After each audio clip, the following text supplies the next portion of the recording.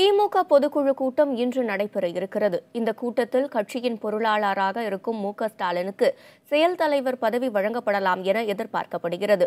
திமுகவில் இதுவரை இல்லாத இத்தகைய பதவியை உருவாக்க கட்சி விதிகளில் மாற்றம் செய்யப்பட வேண்டியது அவசியம். அதற்கான வழிமுறைகள் குறித்து இப்போது பார்க்கலாம். திமுகவை பொறுத்தவரையில் மாநில அளவில் ஒரு புதிய பதவி உருவாக்கப்பட வேண்டுமெனில் அந்த பதவியை முதலில் பொதுக்குழு கூட்டத்தில் அறிமுகப்படுத்த வேண்டும். அதனை பொதுக்குழு உறுப்பினர்கள் விவாதித்து கட்சி விதியில் மாற்றம் கொண்டு வருவது குறித்த தீர்மானம் நிறைவேற்றப்பட வேண்டும். அதன் பின்னர் அந்த பதவிக்குரியவரை தேர்தல் வாயிலாக தேர்ந்தெடுக்க வேண்டும். முதன்மை செயலாளர் என்ற ஒரு பதவியை உருவாக்கினோம்.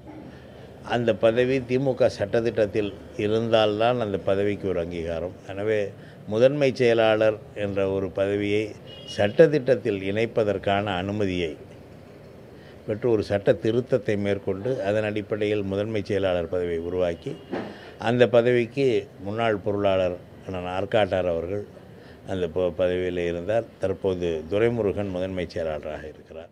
எல்லாவற்றிற்கும் பொதுக்குழுவின் சம்மதத்தை பெற்று பொதுக்குழுவின் அங்கீகாரத்தை பெற்று பொதுக்குழு ஏற்றுக்கொள்ளப்பட்ட பிறகுதான் அந்த பதவிகள் நிரப்பப்பட்டன. திமுகவை பொறுத்தவரையில் அதிக அதிகாரம் கொண்டது பொதுச் செயலாளர் பொறுப்பாகும். ஒருவரை கட்சியிலிருந்து நீக்குவது, ஒழுங்கு நடவடிக்கை எடுப்பது, தேர்தலுக்கான வேட்பாளர் பட்டியலை வெளியிடுவது, பொதுக்குழு மற்றும் செயற்குழு கூட்டத்தை கூட்டுவது உள்ளிட்டவை பொதுச் செயலாளரின் அதிகார வரம்பிற்கு உட்பட்டவை. இருப்பினும் கட்சி விதிகளின்படி இந்த விஷயங்களில் கட்சித் தலைவரின் ஆலோசனையை பெற்றே செயல்பட வேண்டும். புதிய தலைமுறைக்காக ரமேஷ்.